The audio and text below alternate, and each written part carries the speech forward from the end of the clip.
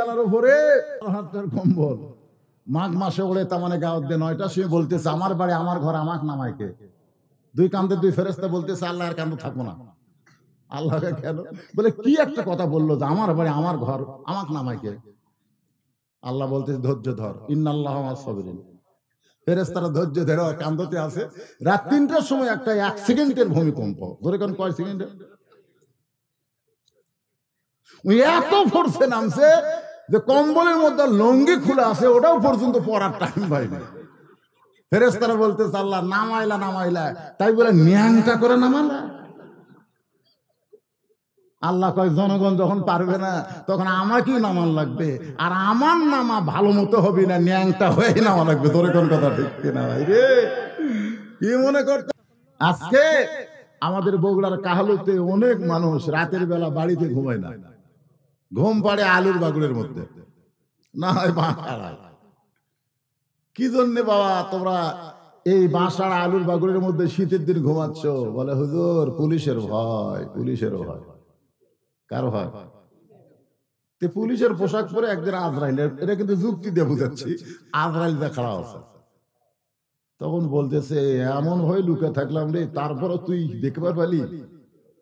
হায় হায়। বলে ভাই আমি তো পুলিশ না রে, আমি হলাম আজরাইল রে। তখন লোকটা বলতেছে পুলিশ ধরার ভয়ে আজরাইল ধরবে, কথা আমার মনেই নেই। আজকে আমাদের বাংলাদেশে যাদের অন্তরে পুলিশ ধরার ভয় আছে, আত্তাকুল্লাহ ডিগ্রি তারা অর্জন করতে পারবে না। শুধুমাত্র ভয় করতে হবে কার? আরো জোরে বলেন, আমার আগে ওসি সাহেব এই কথা আপনাদের বলে গেছেন, বলেনি? ভয় করতে হবে কার? এই জবান করে বলেন কার? তো কোরআনের তো হচ্ছে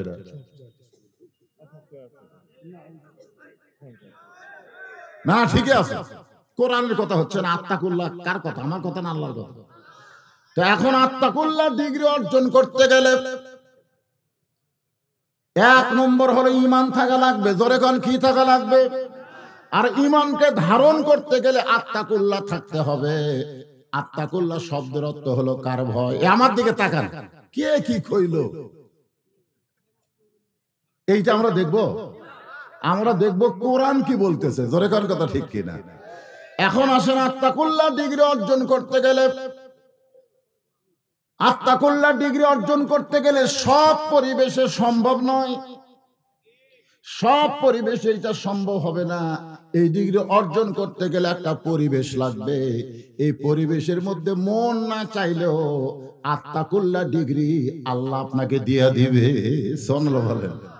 ঈদের দিনে এমপি সাহেব কুরবানি করবে, কে রে আমার হুজুর কোথায়? কয় মাদ্রাসার জন্য চামড়া আদায় করতেছে। এমপি কয় আমি দেই 2 লাখ টাকার কুরবানি আর আমার ছেলে চামড়া আদায় করে। ওই রকম 10 জন এমপির ছেলে ঈদের দিনে বাড়িতে আসেনি, ওরা হাফেজি মাদ্রাসা চালানোর কারণে চামড়া তুলবার গেছে। তোরে কয় কি তুলবার গেছে? পরে সংসদের অধিবেশনে 10 এমপি একবার লাভ ধরে বলতেছে, মাননীয় স্পিকার সাহেব, একদম বাগদম ঘরম সাথে ঢাক ঢোলক ঝাঁঝর বাজে এই মিথ্যা শিক্ষার জন্য যদি হাজার হাজার কোটি টাকা খরচ করা হয়, তাহলে যালিকাল কিতাবুল রাইবা ফিহি হুদাল লিল মুত্তাকিন, এই কোরআনের শিক্ষার জন্য সরকার অর্থায়নে কি কোনো টাকা নাই? একবার খালি সংসদের মধ্যে কোরআন নিয়ে কাম্পন শুরু হয়ে গেলে এই মাদ্রাসার জন্য ভিক্ষা চাওয়া লাগবে। এটা কি বাংলাদেশের বাইরে না বাংলাদেশের ভিতরে? তাহলে প্রাইমারি চলে সরকারের টাকায়, কিন্তু মাদ্রাসা কেন চলে না? আমরা শুধু কোরআনের ওয়াজ শুনি কিন্তু কোরআনের বিজয় চাই না। একটু মনোযোগ দিয়ে শোনেন। ওমর ফারুকের ছেলে আব্দুল্লাহ বলতেছে, রে সাহাবীরা, খাটো পাঞ্জাবি হলেও তো তোমরা নতুন কাপড় পরে নামাজ পড়তে আইছো, কিন্তু আমার পরনের দিকে তাকায় দেখো, আমার পরনে নতুন কোনো কাপড় নাই। সাহাবীরা বলেন, আব্দুল্লাহ, আজকে জুমার দিনে সবাই নতুন পোশাক পরেছে, তুমি কেন পরো নাই? বলে, আমি যদি নতুন পোশাক পরতাম তাহলে আমার বাবার জুব্বা লম্বা হতো না, আমার কাপড়ের অংশটুকু আমি বাবাকে দান করে দিলাম। বাবার কাপড় আমার কাপড় একত্র করে বাবা লম্বা জুব্বা বানায় তোমাদেরকে খুতবা দেয়। এখন বলো খুতবা শোনা যাবে কিনা? সমস্ত সাহাবীরা চিল্লায় বলে, আল্লাহর কোরআন দিয়ে যদি রাষ্ট্র চলে এমন নেতায় মুসলমান দেখতে পায়। তাহলে কোরআন যে বাংলাদেশ চললে কেমন নেতা? এখন কেমন নেতা? ভালো নেতা, সেই ভালো নেতা হযরত ওমর বলতেছেন, মা কি দুঃখ তোমার মনে, যে দুঃখ নিয়ে আমারে কয়দিন খুঁজতেছ? 6 দিন হলে খুঁজতেছ, এখন একটু দুঃখের কথা আমার কাছে বলো। মেয়েটা বলতেছে, আমিরুল মুমিনিন, আমার জীবনের সবচাইতে বড় দুঃখ হলো 6 বছর বয়সে আমি ঈমান গ্রহণ করছি। কয় বছর? 6 বছর বয়স ঈমান গ্রহণ করেছি। শুধুমাত্র ঈমান গ্রহণ করার অপরাধে আমাকে 12 বছর জেলখানায় বন্দি জীবন কাটাতে হয়েছে। আমার একটা অপরাধ নাই, আমার একটাই অপরাধ হলো ঈমান গ্রহণ করা। চুরি করা, চামারি করা, ডাকাতি করা, জুলুম করার কোনো অপরাধ নাই। বিনা অপরাধে বছরের পর বছর অনেক আলেম আছে জেলখানায়। ধরে কোন কথা ঠিক কিনা? এখন যদি বলা হয় অপরাধ কি, অপরাধ হলো একটাই, শুধু কোরআনের ওয়াজ করে না, কোরআন মোতাবেক চলতে চায়। আমাদের বাংলাদেশে যেই বক্তারা কোরআনের ওয়াজ করবে কিন্তু কোরআন মোতাবেক চলার চেষ্টা করবে না, ওই বক্তা সারা জীবন ওয়াজ করবে, কোনোদিন কেউ তার বাদী হবে না। ধরে কোন কথা ঠিক কিনা? কিন্তু যখনই বলবে সামিনা ওয়া তাআনা, এটা আমার কথা না, কথা কার? শুনতে হবে গ্রহণ করার জন্য। আজকে কোরআনের ওয়াজ শুনবার আইলেন, শোনা গেলেন, ফজরের নামাজটাও পর্যন্ত পড়লেন না। এরকম আছে না নাই? শুনে গেল, ফজরের নামাজটাও পর্যন্ত পড়লো না। আপনি জানেন কোরআনের ওয়াজ শুনলেন, আপনি একজন বেঈমান। লা সালাত আলা ঈমানা, যার নামাজ নাই তার ঈমানই নাই রে। কিসের মুসলমান রে? নামাজ নাই। লা সালাত আলা দীনা, যার নামাজ নাই তার কোনো ধর্মই নাই। 564 খালি মসজিদ বানালে হবে না, ওই মসজিদগুলো মুসল্লি দিয়ে ভরা লাগবে। জোরে কোন কথা ঠিক কিনা? আজকে যদি সরকার বলতো যে 564 মসজিদ করছি, ওই মসজিদ যুবকদেরকে মুসল্লি দিয়ে আমি ভরা দেখতে চাই, তখন ভরা দেখতে গেলে আমার মতো ওয়াজ দিয়ে কাম হবি না, আমার ওয়াজ দিয়ে মসজিদ জীবনেও ভরবি না। আল্লাহ কোরআনে বলেছে, আল্লাযীনা ইম্মাক্কান্নাহুম ফিল আরদ, মুসলমানের মধ্যে কাউকে যখন ক্ষমতা দেওয়া হবে তার 1 নম্বর দায়িত্ব হলো আকামুস সালাত, নামাজ কায়েম করা। সরকার যদি আইন করত প্রতি ওয়াক্ত নামাজ না পড়ার কারণে 10টা করে ব্যাট পাছার উপর, কয়টা করে? পুলিশকে যদি বলতো ওই আলেম ধরার দরকার নাই, এই জালেম গুলা ধরো, আজান দেওয়ার পরে যারা মসজিদে যায় না তারা হলো সবচাইতে বড় জালেম। সবচাইতে বড় জালেম কে? মুসলমান দাবি করে, আজান দেওয়ার পরে মসজিদে যায় না, ওদেরকে ধরে ওই ভিআইপি মসজিদের পাশেই, ওটা কি মসজিদ, মডেল মসজিদের পাশে একটা বড় ঘর করা লাগবে। এই ঘরের নাম হলো রিমান্ডের ঘর। কে রে, জোহরের আজান হতে বাড়া ঘুরিস কে? এই কয়েক কাপড় খুলে 10টা করে বাড়ি যদি সরকার পক্ষ থেকে দেওয়া হতো, আপনারা বলেন তো নামাজি বাড়তো না কমতো? আর যদি নামাজি বাড়তো তাহলে কি হতো? আল্লাহ কোরআনে বলেছেন, ইন্নাস সালাতা তানহা আনিল ফাহশাই ওয়াল মুনকার, একমাত্র নামাজি পারে মানুষকে যাবতীয় ফাহিশা থেকে হেফাজত করতে। আমাদের প্রত্যেকটা যুবকের হাতে একটা করে মোবাইল আছে না নাই? আছে না নাই? এইরকম মোবাইল সমস্ত ছেলের হাতে আছে। এই মোবাইল দিয়ে কিন্তু ভালো ওয়াজ দেখা যায়, এই মোবাইল দিয়ে আবার অশ্লীল ভিডিও দেখা যায়। যে যুবক নামাজ পড়ে সে অশ্লীল ভিডিও বের করতে পারবে না। বের করবার গেলে তার ঈমান বলবে, পাগলা রে, কেউ না দেখলেও তোকে আল্লাহ দেখতেছে। কথা বল না কেন? ইন্নাস সালাতা তানহা আনিল ফাহশাই ওয়াল মুনকার, নামাজি পারে আমাদের যুবকদেরকে অশ্লীল ভিডিও থেকে, অশ্লীলতা থেকে হেফাজত করতে। ধরে কোন কথা ঠিক কিনা?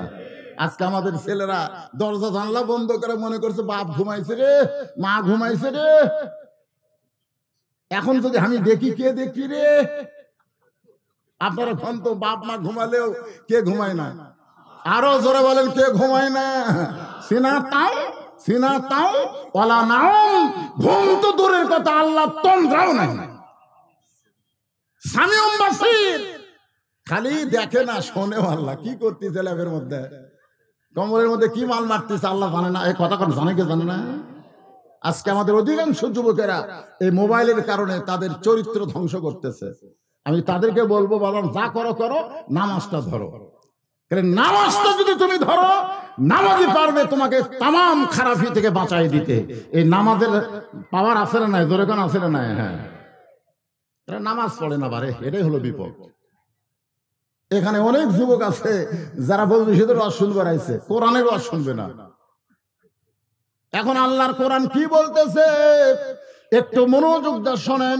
ওমর ফারুক বললেন, মা বলো, তোমার মুখে শুনতে চাই। মেয়েটা বলতেছে, আমার জীবনের সবচাইতে বড় অপরাধ হলো 6 বছর বয়সে ঈমান গ্রহণ করেছি। ঈমান পড়েছি না গ্রহণ করছি? গ্রহণ গ্রহণ। ইকরার বিল লিসান, তাসদিক বিল জানান, আমল বিল আরকান, এরই নাম হলো ঈমান গ্রহণ করা। কলমা পড়া মুসলমান হবে না, কলমা গ্রহণ করার মুসলমান হওয়া লাগবে। এই কলেমা গ্রহণ করা অপরাধে 12 বছর আমাকে জেলখানায় বন্দি জীবন কাটাতে হয়েছে। সকালবেলা 3টা করে চাবুক, বিকেলবেলা 3টা করে চাবুক। আমার দেহের এমন কোনো জায়গা নাই যে জায়গায় চাবুকের আঘাত লাগে নাই। আমির আল মুমিনিন 12 বছর জেলখানায় বন্দি জীবন কাটাইতে কাটাইতে আপনি যখন রোম পারস্য দখল করলেন, আমি রোমের একটা জেলখানার মধ্যে বন্দী ছিলাম, তখন আপনি ঘোষণা করলেন মুসলমান কোন রাষ্ট্র যখন দখল করবে ওই রাষ্ট্র তখন আল্লাহর কোরআন দিয়ে চলবে, আর আল্লাহর কোরআন দিয়ে যদি কোন রাষ্ট্র চলে ওই রাষ্ট্রের মধ্যে জেলখানার কোনো দরকার হবে। কোরআনের বিচার হলো ডাইরেক্ট অ্যাকশন। জোরে কোন ডাইরেক্ট, গোপনে গোপনে গোপনে গোপনে ডাইরেক্ট। ডাইরেক্ট অ্যাকশন হলে কোনো জেলখানার দরকার নাই। আপনি জেলখানার দরজাগুলো খুলে দিলেন। এখন 12 বছর বন্দী থাকার পরে জেলখানার দরজা যখন খোলা পাইলাম, তখন আমি যাব কোথায়? কারণ আমার দাদা খ্রিস্টান, আমার বাপ খ্রিস্টান, আমার মাও খ্রিস্টান। যেই দেশে আমি জন্ম নিয়েছি ওই দেশটাও হলো খ্রিস্টান। ওই খ্রিস্টান দেশের মেয়ে আমি মুসলমান হওয়ার কারণে আমি আর তাদের কাছে ফিরে যাবার পারলাম না। আমি জেলখানা থেকে বের হইয়া আজকে 6 দিন হলো আপনাকে খুঁজতেছি। যদি আপনাকে পাই তাহলে আপনার কাছে এই দুঃখিনী মেয়ে একটু আশ্রয় চায়। একটু কি চায়? ওমর ফারুক মুচকি হাসি দিলেন। মেয়েটা বলে, আশ্রয়ের কথা বললাম, আপনি হাসুন কেন? ওমর ফারুক বলে, মা আমি তোমাকে আশ্রয় দিবার পারবো না, তবে ইসলাম তোমাকে অধিকার দিয়েছে। আপনারা সুবহানাল্লাহ 2-1 আস্তে আস্তে বললেন কেন? আপনারা বলেন তো ইসলামে মেয়েদের অধিকার আছে না নাই? হ্যাঁ, দরকার আছে না নাই? ইসলাম যে অধিকার নারীদেরকে দিয়েছে, এই অধিকার কোন ধর্ম দিতে পারে নাই। অথচ ইসলামের মধ্যে আমাদের কতগুলো মেয়া ঢাকা ভার্সিটির ছাত্রী, ওর আবার মিছিল করে দেহ যার অধিকার তার। এই মৌলবীদের কথার মতন, মৌলবীদের কথা মতো দেহ কালো কাপড়ের মধ্যে ঢুকার লেগে করে। এই ব্লাউজ ছাড়া এক মেয়েকে সরার সেই সাংবাদিক সম্মেলন করলেন, আমার দেহ সিদ্ধান্ত আমার। আরে 90% মুসলমানের দেশে একজন মেয়ে বলে সাংবাদিকদের সামনে ইসলাম মেয়েদেরকে কোণঠাসা করেছে, ইসলাম নারীদের কোণঠাসা করে নাই। মায়ের পায়ের তলে ইসলাম সন্তানের জান্নাত দিয়েছে। জোরে কোন কথা ঠিক কিনা? আপনারা বলেন তো, কোরআন হাদিস খুঁজে পাবেন পুরুষের পায়ের তলে জান্নাত? আমরা অনেক বক্তার মুখে আগে শুনছি, বুড়া বক্তারা, স্বামীর পায়ের তলে বইয়ের জান্নাত। সম্পূর্ণ ভুয়া কথা। স্বামীর পায়ের তলে বইয়ের জান্নাত, এটা কিন্তু ভুয়া কথা। আগেকার মৌলবীরা এরকম গাঁজাখুরি ওয়াজ করে বউ বলতে ফাটা পাও ভ্যাসলিন কেটে মনে করতে বউ আর দাসী বান্দি। বউ তোমার দাসী বান্দি? আল্লাহ কোরআনে বলেছে, হুন্না লিবাসুল লাকুম ওয়া আনতুম লিবাসুল লাহুন্না। স্বামী হলো বিবির পোশাক, বিবি হলো স্বামীর পোশাক। মা আয়েশা বড় একটা মিষ্টি, এটা আমরা কুমড়া কই, কাটতে পারতেছে না। রাসূল বলে, এত বড় কুমড়া তুমি পারো, আমি কেটে দিই। রাসূল নিজে কুমড়া করতেছে। মা আয়েশা যখন খুরমা খেজুর দিচ্ছে, রাসূল তখন তাকায় দেখে মশকে পানি নাই, নিজে মশক ভরা পানি নিয়ে আসতেছে। আয়েশা বলে, সি সি সি, আপনি আল্লাহর নবী। রাসূল বলে, আয়েশা আমি আল্লাহর নবী ঠিক আছে, কিন্তু তোমার কাছে কিসের নবী? তুমি আমার বউ, আমি তোমার স্বামী। সুবহানাল্লাহ। মা আয়েশা বলতেছেন, আল্লাহ আমার নবী শুধু বিশ্ব নবী নয়, আমার নবী হলেন পৃথিবীর 1 নম্বর স্বামী। ধরে কোন সুবহানাল্লাহ। কোনদিন বউরে কয়নি আমার পাঞ্জাবি পরিষ্কার করে দে, জুতা সাফ করে দে। এগুলা কোথায় পারেন আপনারা? আল্লাহ কোরআনে দলিল দিয়েছে, হুন্না লিবাসুল লাকুম ওয়া আনতুম লিবাসুল লাহুন্না। স্বামী হলো বিবির পোশাক, বিবি হলো স্বামীর পোশাক। তার মানে কি? সমান সমান। ধরে কোন কি কথা কয় না রে আমার মায়েরা, যারা পর্দার অন্তর আছেন শোনেন। বাবার পায়ের তলে জান্নাত না, জান্নাত হলো মায়ের পায়ের তলে। আমি চিন্তা করলাম মায়ের পায়ের তলে জান্নাত কেন? একটা গান আমার চোখ খুলে দিল, একটা গান, কোরআন না, একটা গান। কব বাবা আনন্দে মাতিয়া সাগরে ভাসাইয়া সেই যে চইলা যায় খবর লয় না। আমার 3টা মেয়ে আছে, আমি কালে বইয়ের সাথে কোলাকুলি করে পেটের মধ্যে দিয়ে আমি আউট। আমার আর কোনো খবর আছে? কথা কর না কেন, খবর আছে। বাবাই আনন্দে মাতিয়া সাগরে ভাসাইয়া সেই যে চইলা যায় খবর লয় না। মাজন ধরিয়ায় উদরে কতই কষ্ট করে, ধরিয়ায় উদরে কতই কষ্ট করে, 10 মাস পরে পায় প্রসবের বেদনা। এমন দরদি ভবে কেউ হবে না আমার মা, মা গো। কি বলবো প্রসবের কথা, মা বিনে সেই ব্যথা কেউ তো বুঝিবে না। মাজন ঠেকিয়া সন্তানের দায় অকালে মা মারা যায়, ঠেকিয়া সন্তানের দায় অকালে মা মারা যায়। কেন সে মায়ের ভক্তি করবা না? এমন দরদি ভবে কেউ হবে না আমার মা, মা গো। আপনারা বলেন তো, ইসলামে মায়ের দাম বেশি না বাপের দাম বেশি? কথা বলা লাগবে রে, কথা বলা লাগবে। মায়ের দাম বেশি না বাপের দাম বেশি? শ্বশুরের দাম বেশি না বাপের দাম বেশি? শাশুড়ির দাম বেশি না মায়ের দাম বেশি? আমার মা 25 ডিসেম্বর যখন মারা গেল, তখন আমার শাশুড়ি আমাকে বলতেছে, বাবা মা মরে গেলে কি হবে রে, আমি তো একজন আছি। মনে মনে কই, কুটি শাশুড়ি রে, ওর বেটির পাশা 3টা বাড়ি মারলে ওই আর মা থাকবি? কথা কথা কর না।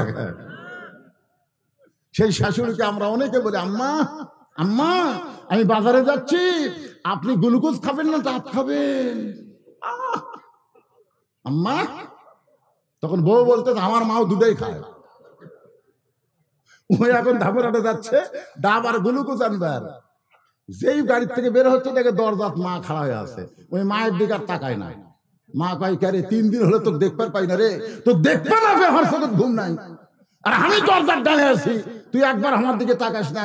রাসূল বলেছেন, মায়ের মুখের দিকে খালি মহব্বত করে একবার তাকাও, একটা হজের সওয়াব আল্লাহ তোমাকে দান করে দিবে। তোর এখন সুবহানাল্লাহ। আর তুই একবার আমার দিকে তাকাস না কেন? গত সপ্তাহে আমাকে পান কিনে দিছে, মনে আছে? আজকে ধামুরহাট থেকে 10 টাকার পান আনবি। ছেলে বলতেছে, এই জন্যই তো তাকাই না, খালি তুমি খাই খাই। ওর চাপা জুতের বাড়ি মারা ছাড়া বুদ্ধি নেই। কথা কথা। তাই বলে আপনাদের বলবো না যে শাশুড়িকে আপনারা খাওয়াবেন না খাওয়াবেন। মা হলো ফরজ আর শাশুড়ি হলো নফল। ফরজ আগে না নফল আগে? ধরে করো, ফরজ আগে না নফল আগে? বাবা হলো ফরজ আর শ্বশুর হলো নফল। আগে ফরজ আদায় করবেন, তারপরে নফল পারলে করবেন, যদি পারেন সওয়াব আছে। সুবহানাল্লাহ। একটু মনোযোগ দিয়ে শুনবেন। মা মাগো, মেয়েটা বলতেছে, আমির আল মুমিনিন আমাকে কি অধিকার ইসলাম দিয়েছে? ওমর ফারুক বললেন, এখন তোমার বয়স কত? মেয়েটা বলতেছে 18। জোরে কোন কত? আপনারা হিসাব করছেন 6 বছর বয়সে মানুষ গ্রহণ করছে আর 12 বছর নির্যাতন ভোগ করেছে, তাহলে হিসাব করলে যোগ করলে কত হয়? ওমর ফারুক বললেন, ইসলাম তোমাকে অনেক অধিকার দিয়েছে, তার মধ্যে 1 নম্বর অধিকার হলো ভালো একটা ছেলের সঙ্গে বিয়া বসা। কি ছেলে? ভালো একটা ছেলে বলতে কত বড় সুন্দর কথা দেখেন, যে সুন্দর একটা ছেলের সঙ্গে বিয়ে বসার অধিকার। তাহলে আপনারা বলেন, তাই বউ পাতাম না? ইসলাম যদি কথা বলতো, দেশ সুন্দর শাকিব খানের মতন একটা ছেলে দেখে তোমার বিয়ে করার অধিকার আছে, তাহলে আমার মতন কালো কোনোদিন বউ পাতাম না। কিন্তু ইসলাম বলেছে ভালো। ভালো বলতে কালো হলেও ভালো হয়। ধরে কোন কথা ঠিক কিনা ভাই রে? ভালোর মধ্যে কিন্তু বহু কথা আছে। ওমর ফারুক বললেন, মা তোমার তো কোনো অভিভাবক নাই যে একটা ভালো ছেলে তোমাকে খুঁজে দিবে, বরং আমি একটা ছেলের কথা বলতেছি, দেখো তো ছেলেটা কেমন মনে হয়। মেয়েটা বলতে আমিরাল মুমিনিন, তাহলে ভালো ছেলের খবর আপনি জানেন বলেন। ওমর ফারুক বললেন, ছেলেটার নাম হলো আব্দুল্লাহ, ছেলেটার বাবার নাম হলো ওমর, ছেলেটা হলো 6 লক্ষ হাদিসের হাফেজ, 30 পারা কোরআনে হাফেজ, লম্বায় হলো 6 ফুট 2 ইঞ্চি, গায়ের রং অত্যন্ত সুন্দর, চাঁদের মতন চেহারা। এখন বলো তো ছেলেটা তোমার কেমন মনে হয়? ছেলেটা কার ছেলে? কার ছেলে? ছেলেটার নাম হলো আব্দুল্লাহ, বাবার নাম হলো ওমর, যোগ্যতা হলো 6 লক্ষ হাদিসের হাফেজ, 30 পারা কোরআনের হাফেজ, সুবহানাল্লাহ। লম্বায় হলো 6 ফুট 2 ইঞ্চি, গায়ের রং হলো ফর্সা, মুখটা হলো চাঁদের মতন। এই ভালো ছেলের সঙ্গে যদি তুমি বিয়াটা বসো, তাহলে ইসলাম তোমাকে আমার বাড়িতে বৌমার অধিকার দিয়ে দিবে। কিসের অধিকার? জোরে সবাই বলেন, কিসের? বৌমা বলতে বুঝতেছেন তো, বেটার বউ। জোরে কোন কার বউ? আজকে অনেক মুরব্বী আছে বৌমা শুনি চুমটা ওঠে, হুজুর কয় কি রে বৌমা? বেটা বিয়ে করার পরে ভালো আছিল, কিন্তু বউ আমার বেটাকে নষ্ট করছে। এটা বউ মা হওয়ার পরে না, এটা হলো বউ দজ্জাল। প্রত্যেকটা ঘরে ঘরে বউ মা না বউ দজ্জাল? কথা কন না কেন ভাই? যারা বেটাকে বিয়ে করাছেন তারা বুঝতে পারতেছেন না। মেয়েটা বলতেছে, আমিরাল মুমিনিন, আপনি যেই খবর ছেলের খবর দিলেন, ওই ছেলে ছাড়া কি দুনিয়া তার কোনো ভালো ছেলে নাই? ওমর ফারুক বললেন, আমার 2 চোখে আমার আব্দুল্লাহর চাইতে ভালো ছেলে নাই। একটা বই আমি পড়ছিলাম, নিজের সন্তান ভালো, পরের বউ ভালো। এমনি কথাটা কিন্তু শরীয়তে জায়েজ না। তারপরে বলছে নিজের সন্তান কালো হোক, খোঁড়া হোক, তারপরে কি কয় আমার সন্তান রে। আর নিজের বউ যদি সুন্দরী হয়, তাও পরের বউয়ের দিকে তাকা থাকে রে। এরকম লোক আছে না নাই? এরা কিন্তু লুচ্চা। পরের বউয়ের দিকে তাকানো জায়েজ আছে? কুল্লিল মুমিনিনা ইয়াগুদ্দু মিন আবসারিহিম, আল্লাহ বলেছেন তোমার নজর নিচের দিকে রাখো। বউ দেখলে আর নজর নিচের দিকে রাখবা না, বউয়ের দিকে তাকাও। কোন মেয়ের দিকে না তাকায়, শুধু বউয়ের দিকেই যদি মানুষ তাকায়, তাহলে কোনো দিন কোনো মেয়ে কারো পছন্দ হবে না। নিজের বউটাকে বিশ্ব সুন্দরী মনে হবে। জোরে কোন কথা ঠিক কিনা? জোরে বলেন ঠিক। তাহলে আমরা নিজের বউ দেখবো, পরের বউ দেখবো? ওমর ফারুক বললেন, মা আমার 2 চোখে আমার ছেলের চাইতে ভালো কোনো ছেলে তো চোখত পড়ে না। মেয়েটা বলতে, আমিরাল মুমিনিন, আমি একটা ছেলের নাম বলবো, দেখেন তো ছেলেটা কেমন। ওমর ফারুক চমকে উঠছে, কে রে? এই 6 বছর বয়সে ঈমান গ্রহণ করলো, আর 12 বছর জেলখানায় বন্দি জীবন কাটাইলো, ই আবার ভালো ছেলের খবর কেমনে দিবে? ওমর ফারুক বললেন, মা ঠিক আছে বলো তো। মেয়েটা বলতে, ছেলেটার নাম হলো হোসাইন, বাবার নাম হলো হযরত আলী, মায়ের নাম হলো ফাতেমা, আর নানার নাম হলো মুহাম্মাদুর রাসূলুল্লাহ। এখন আপনি বলেন, আব্দুল্লাহ ভালো না হোসাইন ভালো? আপনাকে বলা হচ্ছে না তো, ওই মেয়ে হযরত উমরকে বলতেছে। এখন আপনি বলেন, এই 2 ছেলের মধ্যে কে ভালো? সঙ্গে সঙ্গে উমর কান্দের বলে, সাইদুস শাবাবে আহলুল জান্নাহ হাসান ও হোসেন রাদিয়াল্লাহু তাআলা আনহুমা, জান্নাতি যুবকদের সর্দার হবে 2 জন, একটা হলো হাসান আর একটার নাম হলো হোসাইন। সুবহানাল্লাহ। আসরের নামাজ, কোন নামাজ? প্রথম রাকাতে কয় সেজদা? নামাজ পড়েন না আপনারা? প্রথম রাকাতে কয় সেজদা? 1 সেজদায় 3 বার সুবহান রাব্বিল আলা, কিন্তু পরের সেজদায় 101 বার সুবহান রাব্বিল আলা কয়, কিন্তু নবী সেজদা তোলে না। ওমর ফারুক চিন্তা করে, কে রে 3 বার সুবহান রাব্বিল আলা বলতে সেজদা শেষ হয়, 101 বার কই, তাও নবী সেজদা তোলে না। মাথা তুলে দেখা দরকার। কিন্তু ইমাম বলতেছে, ইক্তেদাই তো বিআল ইমাম, যে ইমামকে ইক্তেদা করছিস, ইমাম যা করবি তাই করা লাগবে। নামাজ যখন শেষ হলো, ওমর ফারুক বিনয়ের স্বরে বললেন, ইয়া রাসূলুল্লাহ, প্রথম রাকাতে 1 সেজদা আমি ঠিক মতো 3 বার সুবহান রাব্বিল আলা, পরের সেজদা এত লম্বা কেন? তারপরে 2 রাকাত, 3 রাকাত, 4 রাকাত সবই ঠিক আছে। আল্লাহ রাসূল বললেন, ওমর 3 বার সুবহান রাব্বিল আলা বলে আমিও সেজদা তুলবার চাইছিলাম, কিন্তু পারি নাই। 2 জন পবিত্র আমার কাঁধের উপর এসে বসেছে। 2 জন পবিত্র, নাম বলতেছে না, 2 জন পবিত্র আমার পিঠের উপর এসে বসেছে। আমি সেজদা থেকে মাথা তুলবার চাই, আল্লাহ বলে, হাবিব এরা দুই ভাই যতক্ষণ বসে থাকবে সেজদা তুলবেন না, কারণ আপনি যেমন হাসান হোসেনকে ভালোবাসেন, আমি আল্লাহ তার চাইতে অনেক বেশি ভালোবাসি। জোরে করে সুবহানাল্লাহ। এই জন্য ইমামরা জুমার দিনে বলে, আজ বলেনি, আজকে ইমাম বলে নাই, সাইদুস শাবাবে আহলুল জান্নাহ হাসান হোসেন রাদিয়াল্লাহু তাআলা আনহুমা জান্নাতি যুবকদের সর্দার হবে হাসান আর হোসাইন। ওমর ফারুক বললেন, মা, আমার আব্দুল্লাহর চাইতে হোসাইন কোটি কোটি গুণ ভালো। মেয়েটা বলতেছে, হোসাইনের মতন ভালো ছেলে থাকতে আপনার আব্দুল্লাহর সঙ্গে বিয়া বসবো কেন? আপনি তো কইছেন ইসলাম আমাকে ভালো ছেলের অধিকার দিচ্ছে, তাহলে হোসাইনের মতন ভালো ছেলে থাকতে আপনার আব্দুল্লাহর সঙ্গে বিয়া বসবো কেন? ওমর ফারুক বললেন, মা, তোমাকে নিরাপদ আশ্রয় দিব। মেয়েটাকে নিরাপদ আশ্রয় দিয়া হযরত ওমর পড়ন্ত বিকাল বেলায়, রোদ যখন একটু কমে গেছে, তার নাম হলো পড়ন্ত বিকাল বেলা, মিশে মায়াই বন্দি থাইকা, সবাই কন গুনাহ হবে না, মিশে মায়াই বন্দি থাইকা করলাম কত খেলা, পশ্চিমে তাকিয়া দেখো তোমার ডুইবা গেছে বেলা, এক পলকের নাই ভরসা, এক পলকের নাই ভরসা, মিশে সকল আশা, কখন বুঝি দারুণ ঝড়ে ভাঙবে তোমার বাসা।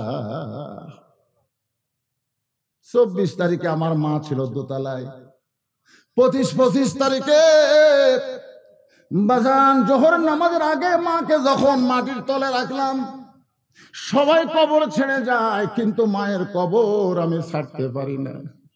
মাগো মা, কোথায় ছিলা তুমি, এখন তুমি কোথায় থাকলা?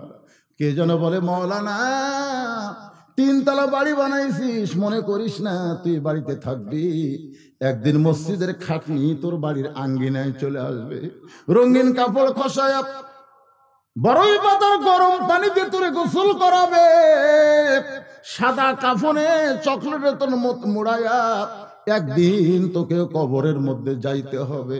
বাজান রে, আজকে যৌবন বয়সটা নষ্ট করে দিলাম, বুড়া বয়স আফসোস করবেন, কোনো কাম হবে না।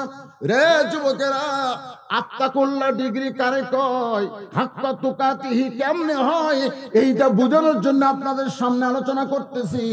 মনোযোগ দিয়ে কথাগুলো শোনার দরকার আছে না নাই? জোরে করে আছে না নাই? যখন বুড়া হবে, আমার মতন বুড়া হবে, হওয়ার পরে খালি কান্দা লাগবে। শত চেষ্টা করলো আমি আমার যৌবনকে আর ফিরে পাবো না। জোর কথা কন না কেন? প্রতি ধাপে ধাপে আমরা হায়াত অতিক্রম করে মৃত্যুর দিকে হাঁটতেছি ভাইজান। এই জন্য কোরআনের আলোচনা একটু মনোযোগ দিয়ে শুনতে হবে। যুবকেরা বাহিরে ঘোরাফেরা না করে এই জান্নাতের বাগানের মধ্যে বসে যাও। ওমর ফারুক পড়ন্ত বিকেল বেলায় হযরত আলীর বাড়ির দরজায়, আসসালামু আলাইকুম ইয়া আহলাল বাইত। আল্লাহ রাসূল বলেছেন, কারো বাড়ির দরজা যায় কলিং বেলে চাপ দিও না, ঘট ঘট ঘট ঘট করে ডাক দিও না, বরং নবীর সুন্নত হলো কি দেওয়া? জোরে কোন কি দেওয়া? হযরত আলীর বাড়ির সালাম দিতে দরজা, আসসালামু আলাইকুম ইয়া আহলাল বাইত আম্মা সাইলা ফালা তানহা। আলী কয়, কে রে? সালাম তো হযরত উমরই দিল, কিন্তু ফকিরের আয়াত করলো কেন? আম্মা সাইলা ফালা তানহার মানে কি? এই সাইলকারীকে ফিরে দিও না। হযরত আলী দরজা খুলে বলতেছে, আমিরুল মুমিনিন, ফকির কবে থেকে হলেন? ওমর ফারুক বলতেছে, আলী, জীবনে কোনোদিন ঘটকালি করিনি, আজকেই প্রথম তোমার দরজায় তোমার হোসেনের ব্যাপারে একটু ঘটকালি করতে চাই। আলী নিজের কপালে হাত দিয়ে চুমা খেলেন। ধরে কোন সুবহানাল্লাহ। যে আপনার মতন মহান ব্যক্তি যদি আমার হোসেনের ঘটক হয়, তাহলে পাত্রী ভালো হবে। আপনারা বলেন তো, ঘটক ভালো হলে পাত্রী? আমারও মতো মাওলানা যদি কোনো মেয়ের ঘটকালি করে, তোমরা যুবকেরা মনে করবা মেয়ে ভালো, কারণ খারাপ মেয়ের ঘটকালি কোনো হুজুর করবার পারবি না। জোরে কোন কথা ঠিক কিনা? আর কতগুলা ঘটক শালা বাড়াছে, 1 বিঘা 10 বিঘা কয়। জোরে কোন কথা ঠিক কিনা? খালি মিথ্যা কথা ভাই। আপনারা বলেন এখানে ফেকা ফেকা, একটু চিন্তা ভাবনা করে বলেন তো, ওমর ফারুক কার দরজায় গেছে? আলী কি ছেলের দরজা না মেয়ের দরজা? তাহলে ঘটক আগে যাওয়া লাগবে কার দরজায়? মেয়ের দরজায়। ছেলের দরজা যাওয়া লাগবে, যা ছেলের বাপকে বলা লাগবে যে মহারণা কত দিবা, মহারণা কত দিবা। তখন ছেলের বাপ বলতেছে মেয়ের খবর কি, বলে ঠিক আছে 2 লাখ দেব। তখন ঘটক যা মেয়ের বাহক বলবে ভাই 2 লাখ দিবার চাই, তুমি কি রাজি? 2 লাখের খাওয়া আছে, 2 লাখের খাওয়া আছে। যখন আমার দাদারা বিয়ে করছে তখন মোহর নগদ দিয়ে 1 টাকাও নেয়নি। জোরে কোন কথা, ঠিক কথা কন না কেন? আর আমরা এক মেয়ের বাপের বাড়ি যা দেখি একটা মোটর সাইকেল, ট্যাঙ্কি উঁচা, ট্যাঙ্কির নিচে সিট ওটি দোপা, পিছনে সিট আবার উঁচা। আমি কইলাম তেরে ভাই এই মোটর সাইকেল এরকম বেসাই দেখেন, বলে হুজুর জামাই দিয়েছি। এইরকম খেন, বলে আমার জামাই আমার টাকার হুন্ডা চড়বি, উঁচার থাকবি, এই জন্য ট্যাঙ্কির কাছে দোপা ওটি বসে থাকবি, আর আমার মেয়ে উঁচাত বসে আর কান্দের উপর হাত দিয়ে থাকবি, পরের টাকার গাড়ি লিবু তুই উঁচাত থাকবি করে।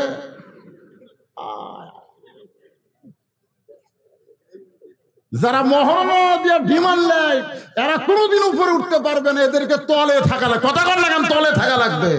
বউকে যদি বলে আমার বাপ বুড়া মানুষ চা খাবে, একটু চা দে, টাকা নিসনি কিসের চা, তোর বাপক তুই চা খা। আর যদি মহারণা নগদ দিয়া বিয়ে করান, তো যদি বলতো আমার মাকে হুজুর পানি গরম করে দাও, তখন শাশুড়িকে মা বলে হুজুর পানি গরম করে দিত। আগেকার বউয়েরা শ্বশুর শাশুড়িকে যেরকম খেদমত করেছে, সেবা করেছে, বর্তমানের বেটার বউয়েরা আর সেইটা করবার চায়, কারণ ডিমান্ড নগদ, মহারণা বাকি। ইসলাম বলেছে ছেলের কাছে আগে যাওয়া লাগবে। ওমর ফারুক বলে আলী রে তোমার হোসেনের ব্যাপারে একটু ঘটকালি করতে চাই। আলী বলতেছেন আপনার মতন মহান ব্যক্তি যখন বিয়ের ঘটক, তাহলে পাত্রী অবশ্যই ভালো হবে। ওমর ফারুক বললেন পাত্রী 1 নম্বর যোগ্যতা হলো 6 বছর বয়সে ঈমান গ্রহণ করছে। 1 নম্বর যোগ্যতা কি?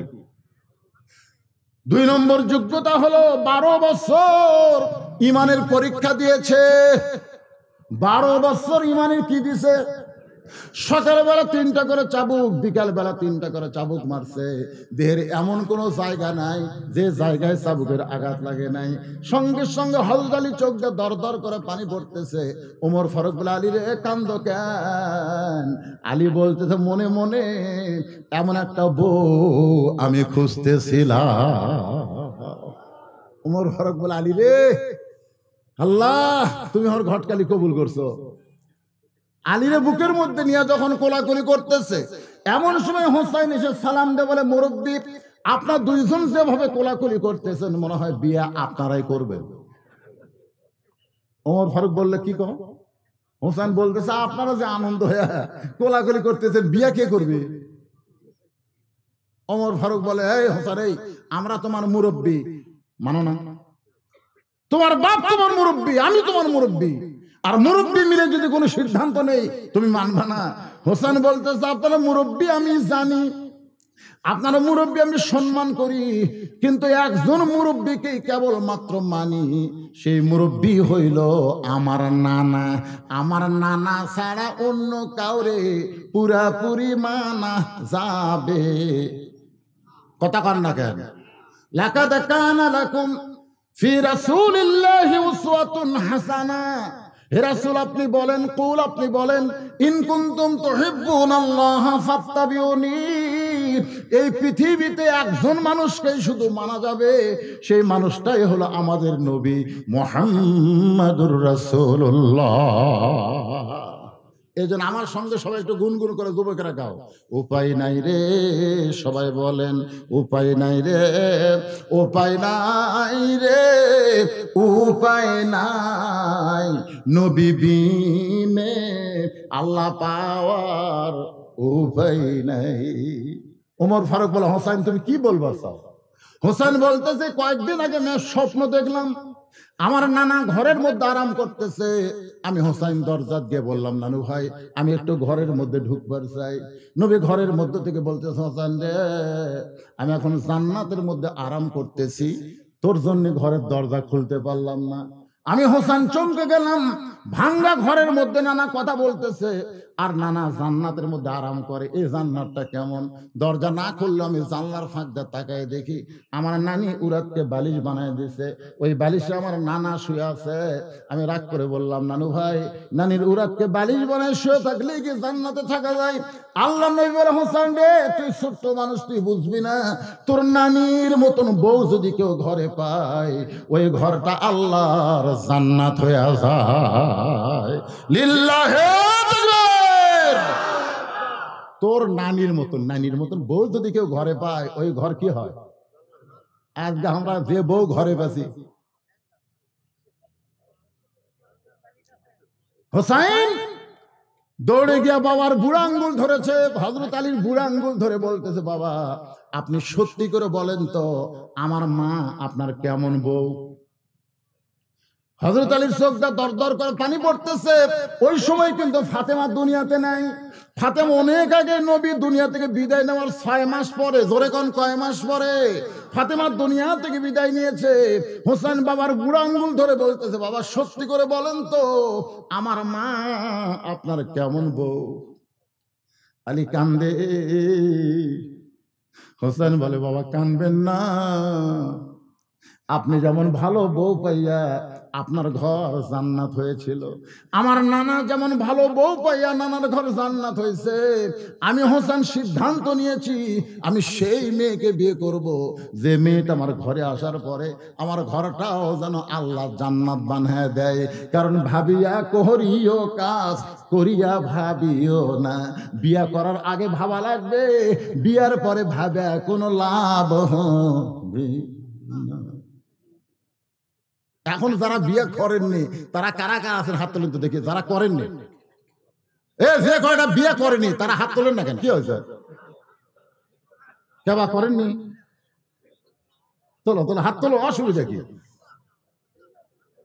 যারা বিয়ে করেননি আজকে তাদের জন্য একটা এমন ওয়াজ হবে, এরা আর ঠকার কোনো চান্স নাই, হাত নামান। আর যারা বিয়ে করছেন, ভাইরে, এই জন্য ভাবিয়া করিও কাজ, করিয়া ভাবিও না। হোসেন বলতেছেন সেই মেয়েকে বিয়ে করব যে মেয়েটা আমার নানির মতন হবে, আমার মায়ের মতন হবে। ধরে কেন? সুবহানাল্লাহ। ওমর ফারুক বলে, হোসেন আমি যে মেয়ের ঘটকালি করতেছি সেই মেয়েটা তোমার নানির মতোই হবে। ওমর ফারুক বললেন, আপনার কথা মতো আমি বিয়ে করব না।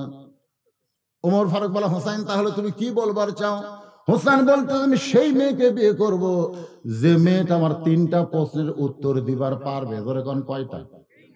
আমি সেই মেয়েকে বিয়ে করব। ওমর ফারুক বলে, হোসেন কি 3টা প্রশ্ন? বলে, আপনার কাছে আউট করব না, আমি যাকে বিয়ে করব তার কাছেই 3টা প্রশ্ন করব। ওমর ফারুক বলে, আলী রে, তোমার হোসেন যে 3টা প্রশ্ন করবে তোমার কি জানা আছে? আলী বলতেছে, জীবনের প্রথম শুনলাম। ওমর ফারুক কয়, আমার ঘটকালি আল্লাহ কবুল করে নাই। মনের দুঃখে মেয়েটার দরজায়, মা মারে, আমার আব্দুল্লাহর সঙ্গে বিয়ে বসলে তুই বলো শান্তি পাবি, মা তুই বলো শান্তি পাবি। মেয়েটা বলতেছে, একটা বার খালি বলেন হোসেনের চাইতে ভালো, একটা বার শুধু বলেন হোসেন চাইতে ভালো, আমার কোনো আপত্তি নাই। ওমর ফারুক বলতেছে, হোসেনের প্রসবের যোগ্য যে আব্দুল্লাহ হবার পারবে না, তাকে ভালো কেমনে বলবো? মেয়েটা বলে, আমিরুল মুমিনিন, তাহলে হোসেনকে বাদ দিয়া দুনিয়ার কোনো আব্দুল্লাহকে আমি বিয়ে করব না। ওমর বলে, মা গো, তুমি যে হোসেনকে বিয়ে করবার চাও সেই হোসেন 3টা প্রশ্ন করবে, যে প্রশ্ন আমিও জানি না, তার বাপু কোনোদিন শোনে নাই, তাহলে তুমি কেমনে উত্তর দিবা? মেয়েটা ঘরের মধ্যে থেকে বলতেছে, আমিরুল মুমিনিন, হোসেন কি 3টা প্রশ্ন করবে আমি জানি না, তবে আমার ভিতরের ঈমান বলতেছে আমি না পারলেও আমার আল্লাহ পারাবে। লিল্লাহে তাকবীর। ঈমানের দাবিতে মেয়েটা বলতেছে, ঈমানের দাবি। ধরে কোন কিসের দাবি? আমি না পারলেও কে পারাবে? আজকে আপনাদের এরকম ঈমান আছে? ঈমান যদি থাকতো তাহলে আজকে আমাদের এই পরিস্থিতি হতো না। অনেকে বলে, হুজুর যতই ওয়াজ করেন। এটা বলতেছে, হোসেন কি 3টা প্রশ্ন করবে আমি জানি না, তবে আমার ঈমান বলতেছে। কি বলতেছে? ইমান বোঝেন আপনারা? ইমান বলতেছে আমি না পারলেও আল্লাহ পারাবে। সঙ্গে সঙ্গে হযরত ওমর মারছে দৌড়। ওয়ালা পড়েন, ওয়ালা রাব্বিহিম ইয়াতাওয়াক্কালুন। আলী রে, আলী, আলিবার হয়ে গেই এখনই কানতে কানতে গেলেন, আবার হাসতে হাসতে ডাকতেছেন। তার মানে বলে তারিখ করবে যাচ্ছি রে। হোসেন বলে কিসের তারিখ, কিসের তারিখ করবেন? ওমর ফারুক বলতে যে বিয়ার তারিখ নয়, তুমি যে 3টা প্রশ্ন করবে মেয়েটা উত্তর দিবার পারবে কে পারবে না তারই তারিখ। আলী বলতে তো আপনি কি কর, যে প্রশ্ন আপনিও জানেন না, আমি জীবনে শুনিনি, আর সেই প্রশ্ন মেয়ে উত্তর দিবে? ওমর ফারুক বলে আলী রে, নাসরুম মিনাল্লাহি ওয়া ফাতহুন করিব ওয়াবাশশিরিল মুমিনিন। জোরে খান সুবহানাল্লাহ। মেয়েটা আমাকে বলেছে আসো, তুমি আমার কাছে আসো। আলী যখন কাছে গেছে বলতেছে আমার ইমান বলতেছে আমি না পারলেও কে পারাবে? আল্লাহর প্রতি যখন কেউ তাওয়াক্কুল করে তখন আমার মনে হয় মেয়েটা একলা নাই, মেয়েটার সঙ্গে আল্লাহ আছে। এখন আপনারা বলেন তো, আমরা যারা এখানে বসে আছি আমরা কি একলা একলা আছি? আল্লাহ কোরআনে ডাইরেক্ট বলেছেন আহুয়া মাকুম আইনামা কুনতুম। বান্দা তুমি আছো যেখানে, আমি আল্লাহ সেখানে রয়েছি। আজকে মনে করেন না ইসরায়েল ইহুদি ফিলিস্তিন মুসলমানদের হত্যা করতেছে, ইহুদির সাথে কে আছে আর ফিলিস্তিনের সঙ্গে কে আছে? একজন আমাকে বলে হুজুর কাবা ঘর ধ্বংস করতেছিল আব্রাহাম, আল্লাহ তাআলা তায়রান আবাবিল পাখি দিয়ে কাবা ঘরকে রক্ষা করলো, আব্রাহাকে ধ্বংস করলো। আজকে ইহুদিরা বাইতুল মুকাদ্দাসকে ধ্বংস করতে চায়, অথচ আল্লাহ ঘুম পাড়তেছে, হাজার হাজার মুসলমান মরতেছে। আমি বললাম বেটা তুই কিছু বুঝিস না, এর মধ্যে আল্লাহর খেলা আছে। জোরে কান কথা ঠিক কিনা? সাইজ মতো, জোরে কান কি মতো? একটু মনোযোগ দিয়ে শুনবেন। আমার আল্লাহর খেলাটা কি ওয়াদের ভিতর দিয়ে আপনারা বুঝতে পারবেন।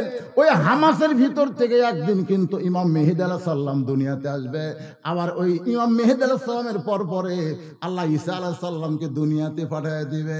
একটা বাচ্চা যদি মা নিবার চায়, রক্ত না পড়লে কোনোদিন বাচ্চা জমিনে আসবে না। ধরে কোন কথা ঠিক কিনা?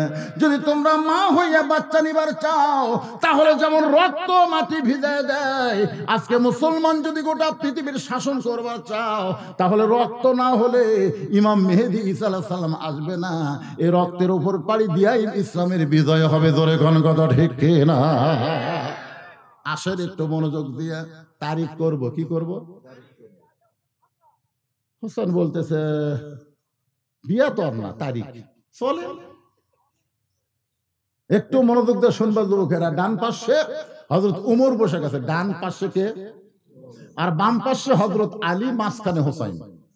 সামনে একটা চাদর দিছে, চাদর, চাদরের ওই পরে ওই 18 বছরের যৌবন নারীকে বসায় দিছে। এখন বাংলাদেশের যুবকদের কাছে আমার প্রশ্ন হলো, সামনে চাদর দেওয়া কারণ কি? আরো জোরে জোরসে বলুন, কেন? ওমর ফারুকের মন কি খারাপ না ভালো? আলীর মন, হোসেনের মন, তাহলে সামনে চাদর কেন লাগবে? আমি গত সপ্তাহে গেছিলাম, এই গান যে গেছে তার এলাকা, এই গান যাই গেছে তার এলাকাত গেছিলাম। হ্যাঁ, ওরে শরীয়তের মাওলানা চোখ দুইটা করলা কানা, মনের পর্দা বড় পর্দা তোমরা খুঁজা পাইলা না, তেতুল হুজুর বুঝলো না। মনের পর্দা যদি বড় পর্দা হয়, ওমরের মন ভালো, আলীর মন ভালো, হোসেনের মন ভালো, তারপরে সামনে চাদর দিয়ে বুঝাই দিল মনের পর্দা পর্দা না, পর্দা হলো আল্লাহর আইন। পর্দা কার আইন? আল্লাহর আইন। এবার ওমর ফারুক বলে হোসেন তুমি প্রশ্ন শুরু করে দাও। হোসেন দাঁড়িয়ে বলতেছে, এই কথাটা অত্যন্ত গুরুত্বপূর্ণ বর্তমান সময়ের জন্য, একটু খেয়াল করে শুনবেন, শুনবেন। ওমর ফারুক বলে হোসেন তুমি প্রশ্ন শুরু করো। হোসেন দাঁড়িয়ে বলতেছে, এই মেয়ে তুমি একা একা বসে আছো, তাই বলে মনে করো না তুমি একলা হয়ে গেছো, বরং আমি হোসেন বড় একা। ওমর ফারুক কোনার ঘুরতে দেখো, কেরে বেটাই তোর ডান পাশে আমি বসে আছি, বাম পাশে তোর বাপ বসে আছে, তুই কেমনে একা হলি? হোসেন বলে, রে মেয়ে আমার দুই পক্ষে দুইজন, আমার দুই ধারে দুইজন মহামানব বসে আছে দেহ নিয়া, কিন্তু মনে মনে তোমার পক্ষ নিয়েছে।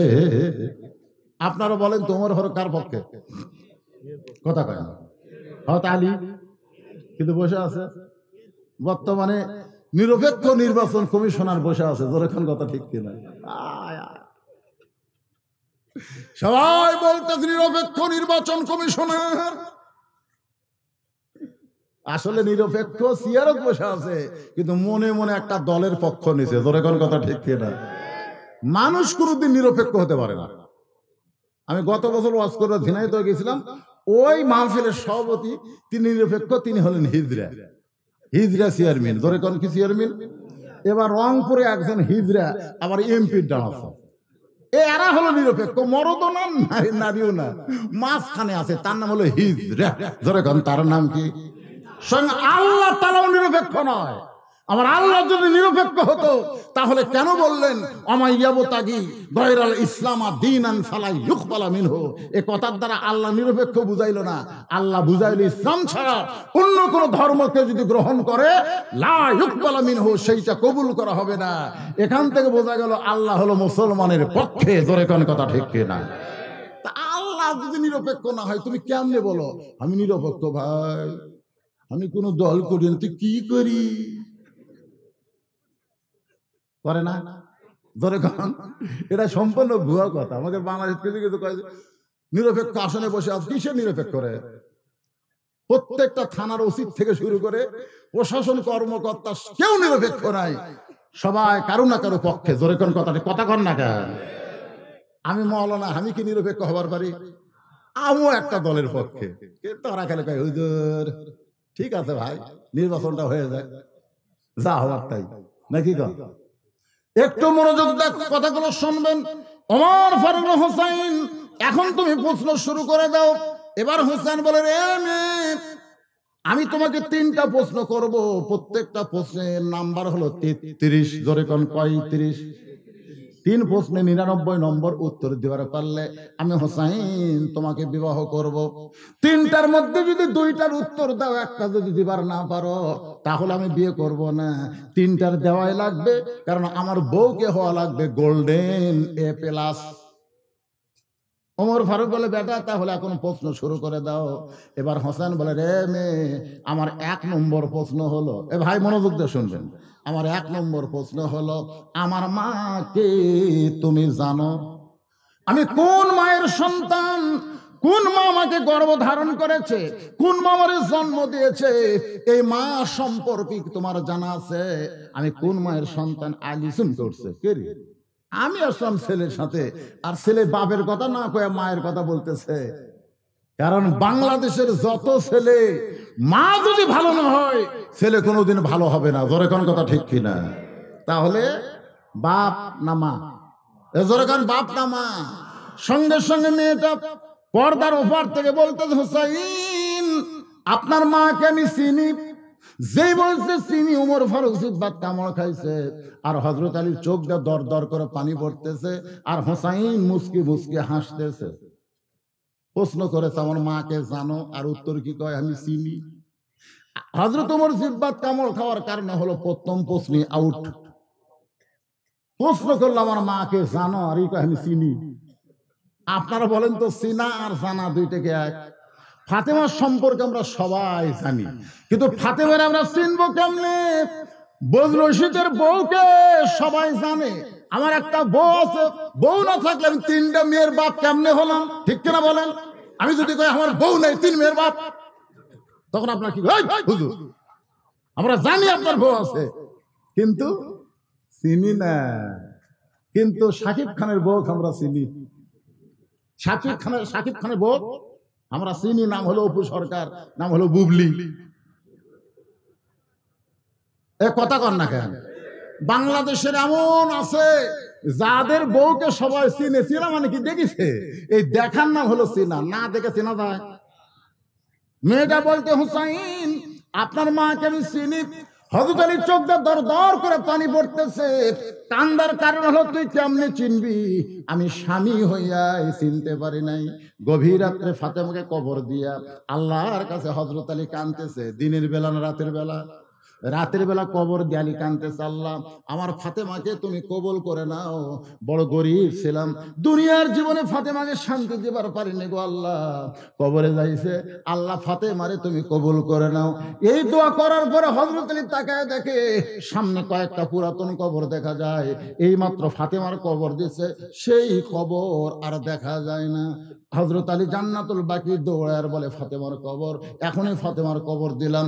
সেই কবরটা গেল কোন জায়গায় কে যেন বলতে চালি রে, আমার ফাতেমা পর্দানিশী, আমি আল্লাহ জোহরা ডিগ্রি দিয়া ফাতেমার কবরটাকে কিয়ামত পর্যন্ত পর্দা করে দিয়েছি। যে ফাতেমার কবর পর্যন্ত পর্দা হয়, সেই ফাতেমারে জানা যায় কিন্তু চিনা। মেয়েটা কি কইছে, আমি চিনি। অনেক সময় হয়ে যায় তিন বিচারকের কেউ যখন কিছুই কয় না, মেয়েটা বলতে হোসাইন আপনি প্রশ্ন করলেন, আমি উত্তর দিলাম, আমার উত্তর হইল কি হইল না, আপনার তিনজনের কেউ যে কথা বলেন না। ওমর ফারুক বলে কেমনে হবে, তোরে প্রশ্ন করলো আমার মাকে জানো, আর তুই উত্তর দিলি আমি চিনি, তুই কেমনে চিনবি?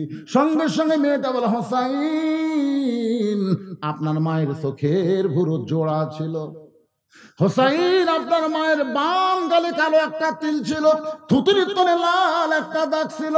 সঙ্গে সঙ্গে হযরত আলী বলতেছে মা যা বলছিস বলছিস, আর বলিস না, কারণ এই তিনজনের মধ্যে একজন পরপুরুষ আছে। জোরে কোন কি পুরুষ? আপনারা বলেন তো পরপুরুষের নাম কি? জোরে কোন নাম কি? যে ওমর রাস্তাতে গেলে শয়তান 40 দিন যায় না, রাসূল বলেছেন আমার পরে কেউ যদি নবী হতো লাও কানা ওমর, ওমরকে আল্লাহ নবী বানাই দিত।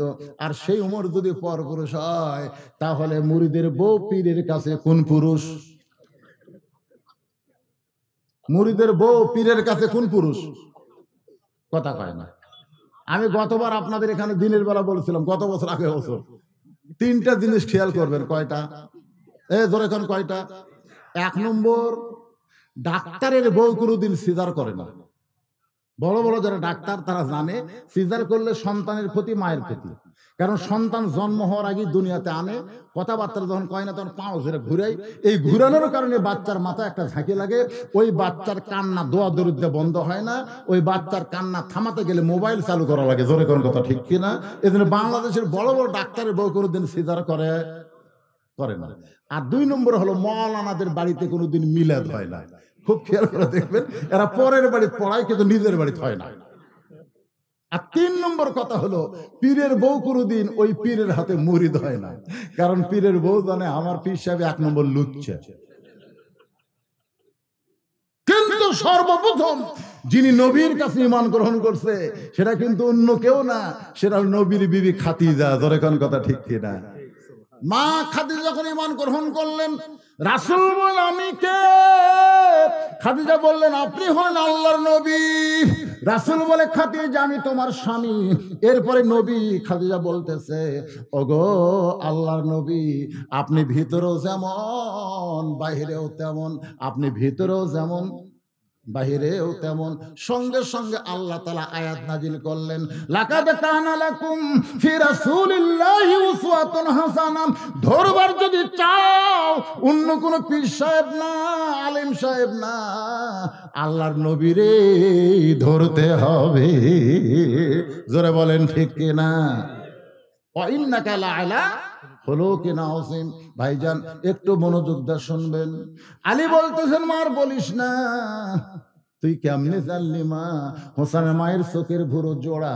এটা আমি বলতে পারবো, কারণ রাসূল বলেছেন প্রত্যেকটা স্বামী তার বিবির 2 ভুরুর মাঝখানে, স্বামীরা এই বইয়ের 2 ভুরুর মাঝখানে একটা যদি চুমা খায়, আল্লাহ তাআলা তার আমলনামায় একটা ওমরা হজের সওয়াব দেয়। কে সুবহানাল্লাহ করলো? যারা বিয়ে করেনি তারা নাকি? না, সবার মুখে সুবহানাল্লাহ শোনা গেল না।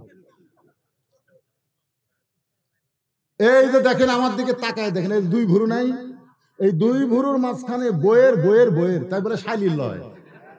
আর যারা বিয়ে করেননি, প্রেমিকার না, বইয়ের 2 ভুরুর মাঝখানে একটা যদি চুমা খান, আল্লাহ এত খুশি হয় তার আমলনামায় একটা ওমরা হজের সওয়াব দেয়। আরো জোরে বলেন সুবহানাল্লাহ। আমি বলতে পারি হোসেন মায়ের চোখের ভুরু জোড়া, স্বামী হওয়ার কারণে বাম গালে কালো একটা তিল আছে, থুতির তলে লাল একটা দাগ, তুই কেমনে কইলি মা? মেয়েটা বলতেছে মুরব্বি, ওই রোমের জেলখানার মধ্যে যখন বন্দি ছিলাম, সকালবেলা 3টা করে চাবুক, বিকালবেলা 3টা করে চাবুক মারতো। ওই চাবুক মারতে মারতে এক সময় বেহুশ হয়ে যাইতাম, এক সময় বিরক্ত হয়ে বললাম, আল্লাহ তুমি আছো আসমানে আর নবী আছে মদিনায়, এই রোমের জেলখানায় এত নির্যাতন, আমাকে দেখার মতন কেউ নাই। এই কথা বলতে বলতে ঘুমিয়ে গেছি। ওই ঘুমের ঘরে স্বপ্নে দেখি একটা নূরের পুতুলি আমার শিওরের পাশে বসে আমার মাথার চুলের মধ্যে হাত ঢুকিয়ে দেয়। আমি তখন কইলাম, স্বপ্নে কে গো আপনি? জান্নাতের হুরি না বেহেশতের পরি? আমার কপালে চুমাতে বলে, মা আমি জান্নাতের হুরিও না বেহেশতের পরিও না, আমি হলাম জগৎ বিখ্যাত মা ফাতেমা।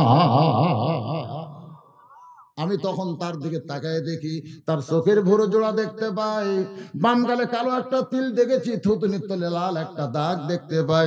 সঙ্গে সঙ্গে হোসেন বলে, রে মেয়ে, 1 নম্বর প্রশ্নের উত্তর যেমন আশা করেছিলাম তার চাইতে 100 গুণ তুমি সুন্দর দিয়েছ। ওমর ফারুক বলতে, আলী ভাই আল্লাহ আমার ঘটকালি কবুল করেছে। হোসেন বলতেছে, এত সহজ না, একটার উত্তর দিলে হবে না, কয়টার দেওয়া লাগবে?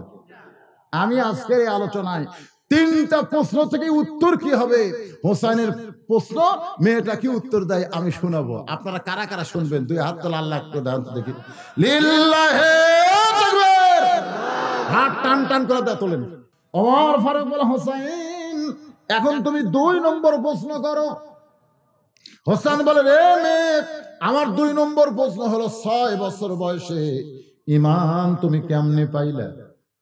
ওমর ফারুক চমকে উঠছে, ওমর ফারুক চমকে উঠছে।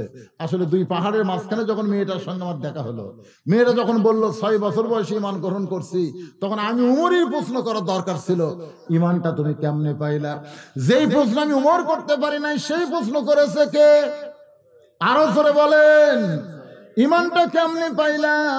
মেয়েটা বলে, হোসাইন 6 বছর বয়সে ঈমান কেমনে পাইলাম, ঈমান গ্রহণ কেমনে করলাম, যদি শুনতে চান তাহলে শোনেন। আমি দুনিয়ার সাধারণ ঘরের কোনো মেয়ে না, আমি এই মেয়ে দুনিয়ার সাধারণ কোনো ঘর থেকে আসি নাই। আমার দাদা হলো রোম সম্রাট কাইসার, আমার দাদা রোম সম্রাট কাইসার একদিন অন্দরমহলে গিয়া বলতেছে, নাতনি রে, আমার রাজ দরবারে আজকে খেলা হবে, তুই কি খেলা দেখতে যাবি? মেয়েটা বলে, হোসাইন তখন আমার বয়স হলো মাত্র 6 বছর। খেলা দেখার কথা শুনে দাদার সঙ্গে আসলাম রাজ দরবারে। দাদার সিংহাসনের পাশে আমার একটা চেয়ার বানায় দিছে, ওই চেয়ারে বসেই বললাম, দাদু ভাই খেলা দেখার কথা বলে নিয়ে আসলেন, খেলাটা কোন জায়গায়? আমার দাদা বলে, ওই যে তাকায় দেখ।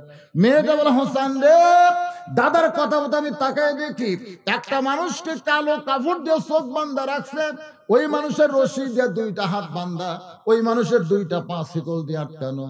আমি দাদাকে বললাম, দাদা খেলা দেখার কথা বলে আপনি যাকে দেখাচ্ছেন আমি একটা মানুষ দেখতে পাই। আমার দাদা রাগ করবে, নাতি রে তুই ছোট্ট মানুষ, তুই বুঝবি না, ওইটা মানুষ না রে, ওইটা মানুষ না। এলাম দাদু মানুষের মতোই তো দেখা যায়, তাহলে কে? আমার দাদা বলতেছে, ওইটা মানুষ না রে, ওইটা হইল মুসলমান। ছোট্ট মেয়ে বলতেছে, আমার দাদার কথা শুনে বুঝলাম আমার দাদা হলো খ্রিস্টান, আর খ্রিস্টানেরা কোনোদিন মুসলমানদেরকে মানুষ মনে করে না। যদি মানুষ মনে করত তাহলে পৃথিবীর কত মুসলমানকে খ্রিস্টান হত্যা করতেছে, ইহুদিরা হত্যা করতেছে। আসলে এরা মুসলমানকে মানুষ মনে করে না। জোরে কোন কথা ঠিক কি না? আমার দাদা বলতেছে, ওটা মানুষ না রে, ওইটা হলো মুসলমান। আমি তখন 6 বছরের ছোট্ট মেয়ে বললাম, দাদা ওই মুসলমানকে নিয়ে আপনি কি খেলা দেখবেন, কি খেলা আমাকে দেখাবেন? আমার দাদা বলতেছে, ওই যে তাকায় দেখ। মেয়েটা হলো হোসাইন, আমি তাকায় দেখি বিশাল একটা আগুনের চুলা, দাও দাও করে আগুন জ্বলতেছে। আমার দাদা বলতেছে, ওই মুসলমানকে হাত পাও বান্ধা ওই আগুনের মধ্যে ফেলে দিব, মুসলমান পুড়ে ছাই হয়ে যাবে। আজকের খেলার নাম হলো মুসলমান মারার খেলা। আজকের খেলার নাম কি?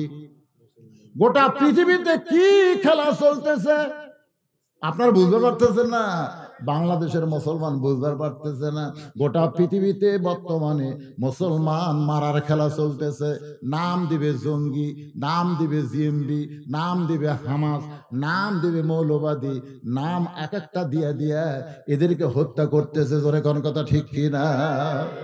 গোটা মুসলমানদেরকে মারার খেলা চলতেছে। আমি তখন ছোট্ট মেয়ে, মাত্র 6 বছরের, আমার দাদার কাছে বললাম, দাদা ওই মুসলমানকে মারার খেলা কি বন্ধ করা যায় না? আমার দাদা বলতেছে 100 বার বন্ধ করা যায়। আমি তখন বললাম, দাদা তাহলে মুসলমানকে ছাইরা দিলেই তো খেলা হয় না। আমার দাদা বলতেছে, একবারের জন্য যদি মুসলমান বলে আমি আল্লাহ রাসূল মানি না, কি মানি না, খালি বলবে আল্লাহ রাসূল মানি না, আমি সঙ্গে সঙ্গে হাতের বাঁধন খুলে দিব, চোখের বাঁধন খুলে দিব, পায়ের শিকল খুলে দিব। আমি তখন ছোট্ট মেয়ে মুসলমানের কাছে গিয়ে বললাম, ও মুসলমান, তোমাকে মারার জন্য আমার দাদা আগুনের চুলা জ্বালাইছে, তুমি একটা বারের জন্য বলো আল্লাহ রাসূল মানি না। মুসলমান চিৎকার করে বলে, মা তুমি ছোট্ট মানুষ, তোমার কাছে জীবনের দাম বেশি, কিন্তু একজন মুসলমানের কাছে জীবনের চাইতে ঈমানের দাম অনেক বেশি। আজকে বাংলাদেশের মুসলমানের কাছে কিসের দাম বেশি? কথা কন না কেন? আমি কিছু কথা বলতে চাচ্ছিলাম, একজন আমার কানে কানে বলে গেল, হুজুর, কারণ আত্তাকুল্লাহ বুঝাবার গেলে আজরাইল ধরবে, পুলিশ ধরবে, এই দুইটার মধ্যে কোনটার গুরুত্ব বেশি?